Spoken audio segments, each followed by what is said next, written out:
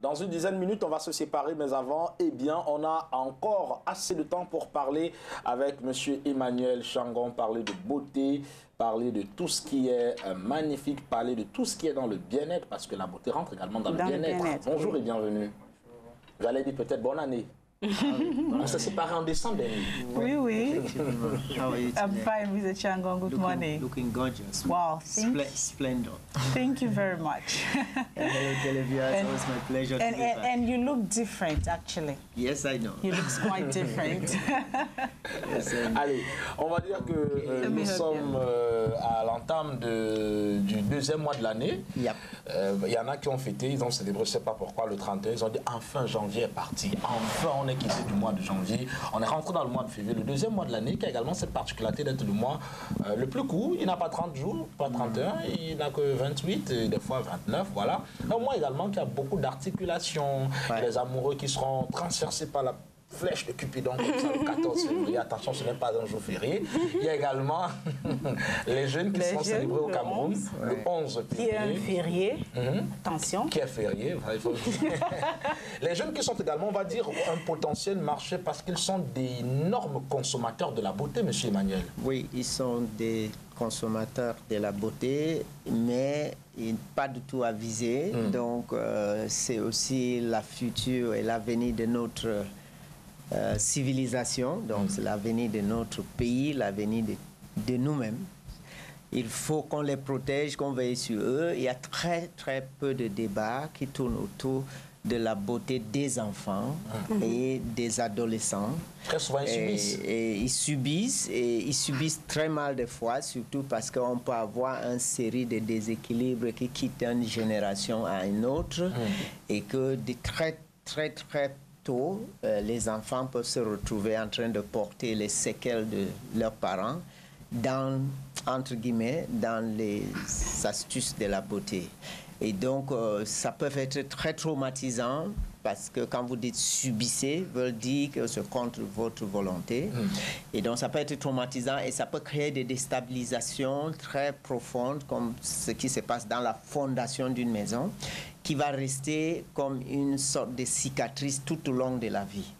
Et que de fois, même quand on arrive à remédier, c'est à travers des soins et des suivis très intenses, très contraignantes pour ces jeunes-là. Alors moi j'ai envie de savoir, y a-t-il, je veux dire, des soins spécifiques, y a-t-il des coiffures précises, y a-t-il une orientation précise pour la couche, je veux dire pour les jeunes, pour un certain âge? Est-ce qu'il y a des coiffures qu'on pourrait dire proscrites pour un certain âge? Est-ce qu'il y a des soins qu'on pourrait dire proscrits pour un certain âge? Effectivement.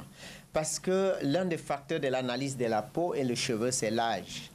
C'est-à-dire avec l'évolution du temps et la maturation des tissus du corps humain et l'évolution dans la physiologie avec le temps, les différents teguments aussi se comportent d'une certaine façon. Et l'âge, c'est un des éléments très fondamentaux de l'analyse. Vous allez voir que pour développer le marché de défrisant, on a dit kit relaxa, c'est n'importe quoi. C'est absolute nonsense.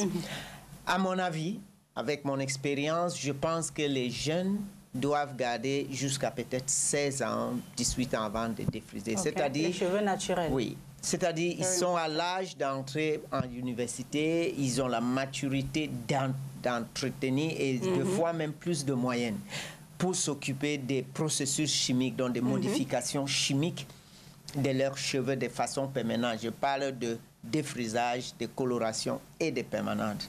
Ça, c'est mon avis et je pense que tous les parents qui m'ont suivi sont contents d'avoir fait. Et tous ces enfants peuvent rester redevables à leurs parents pour toujours. Une chose est certaine, le cuir chevelu est très fragile. Quand je parle de coiffure, j'inclus les rastas et des tresses serrées et malheureusement les greffes. Ça, je me dis que même une loi devait interdire qu'une jeune fille porte des greffes sur sa tête avant 18 ans, je me dis. Parce qu'en principe, les accessoires et les extensions devaient être comme des suppléments en quelque sorte, c'est-à-dire venir remédier à une situation déséquilibrée. Quand on est jeune, on porte les choses dans leur état le plus frais possible et ce n'est pas le moment de les cacher. Donc quand on voit une jeune fille qui a des cheveux, des extensions qui débordent ses épaules, il y a un problème psychologique qui est là devant nous et je pense que les instances devaient remédier à cela parce que tôt ou tard, ça se prouvera vrai. Donc, le cuir chevelu est très sensible, donc les défrisages, les couleurs permanentes peuvent poser des problèmes graves au niveau de la croissance du cheveu, même de sa naissance. Et ça peut finir par des traumatismes de telle sorte qu'on n'aura plus de cheveux, donc une sorte d'alopécie s'installe.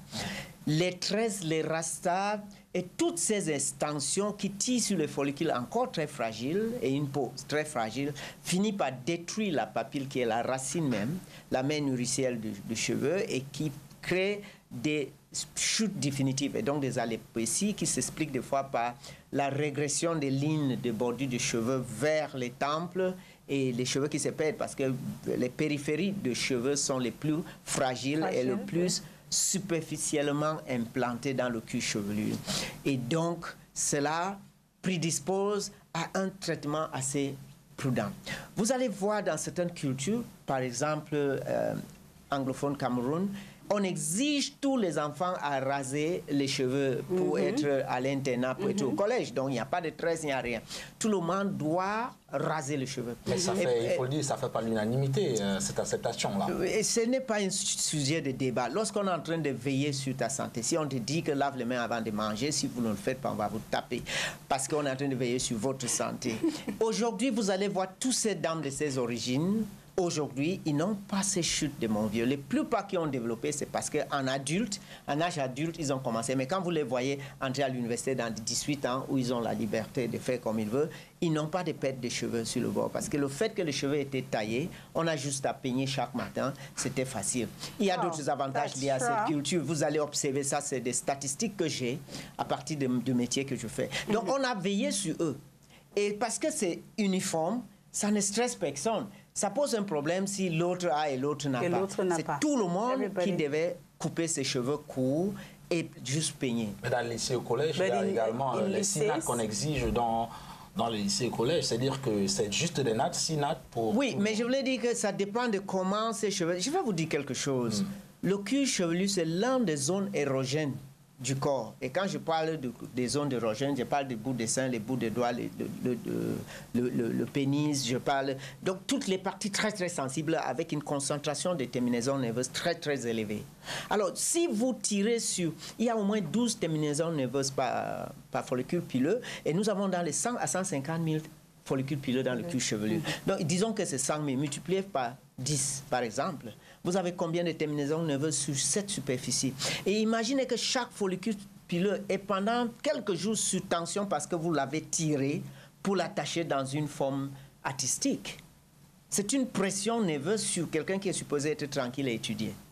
Mais parce qu'on est en train de subir et parce que l'habitude s'est installée, on ne se rend pas compte. Mais je vous dirais que la personne sera plus à l'aise dès qu'on le défait, ces choses. Et donc, vous allez voir les dames qui portent les greffes pendant longtemps. Quand vous la voyez dans une banque ou à l'église en train de frapper sa tête, vous pensez qu'elle est consciente? Elle n'est pas consciente, c'est parce que l'instinct de suivre prend le dessus sur elle. Et vous voyez, certains se grattent dans un joli restaurant et se grattent le cul chevelu. Il y a d'autres qui ont même les culs. Voilà, des choses comme ça. C'est parce qu'on en a marre et on n'en veut plus. Donc, je voulais juste dire que il y a un certain nombre, mais c'est le manque d'informations. C'est parce que la culture n'a pas donné la possibilité à comparer le dégât avec une information qui libère la population de cette stress. Alors, il y a d'autres conséquences qu'on peut en développer. Mais au niveau de l'enfance, l'enfance, c'est comme une agie qui n'est pas sec. Donc, il peut facilement être déformé. Et donc, si vous le déformez dans le sens des stress, vous finirez par avoir un adulte qui n'est pas efficace, qui ne peut pas donner le maximum de rendement. Et ça, c'est un impact sur la production d'une communauté. Donc, par la culture, on peut garantir une certaine espèce des hommes et des femmes dans la future qui vont gérer le pays. Donc, je pense que l'un de ces traumatismes est dans le domaine de la beauté. Nous allons regarder aussi l'hydratation. La peau des enfants ont une taux d'hydratation naturel. Donc, les facteurs d'hydratation de la peau des jeunes est très élevé. Donc, ces facteurs sont en meilleur état. Donc, la capacité de la rétention d'eau dans les tissus est très forte.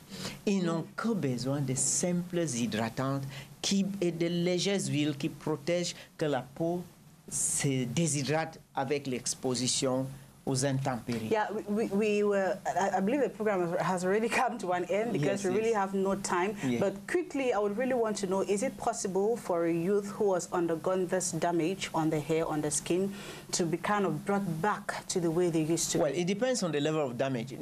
Psychological damage, yes, of course, we can always re-educate and bring you back. But again, it is a process that will take time. Okay.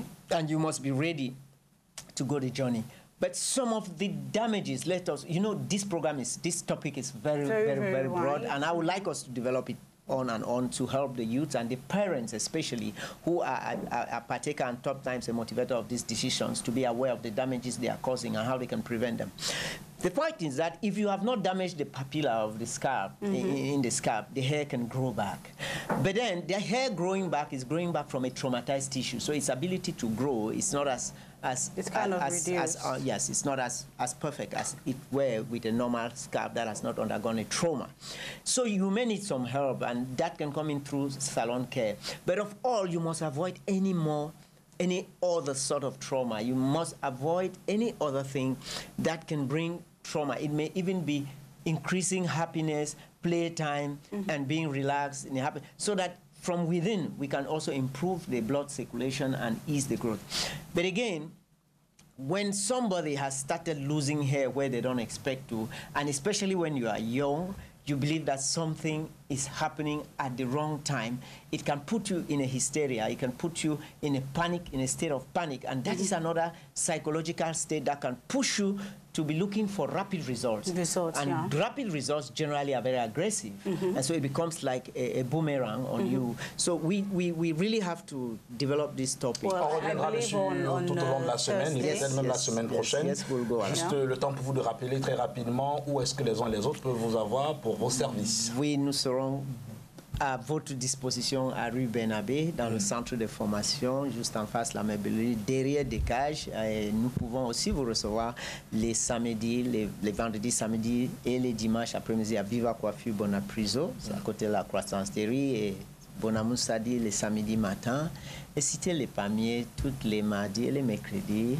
Nous sommes là avec les élèves et aussi pour recevoir les clients qui ont besoin de conseils et de soins. Voilà. Emmanuel Changon, Viva Coiffure, même sur Facebook, va le dire ainsi, Changon Hair Beauty and Fashion.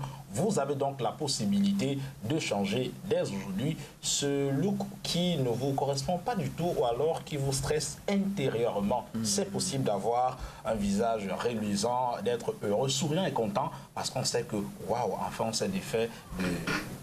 C'est lui qui l'a dit tout à l'heure. C'est pas qu'elles ont un souci, mais c'est que l'instinct de suivi. Moi, j'ai compris ça. Merci de nous avoir regardés ce matin. On se retrouve demain lorsqu'il sera 7h pour une nouvelle édition de Good Morning Cameroun. Elle sera certainement plus belle que celle-ci. Pour ceux qui sont dans les bureaux, c'est le temps de prendre le petit déjeuner déjà? Oui? Non? En tout cas, ce qui est vrai, c'est que j'en prendrai un avec Sandrine tout à l'heure. Bonne journée, Sandrine. Il y a certaines qui ont déjà pris Étienne. Bonne journée.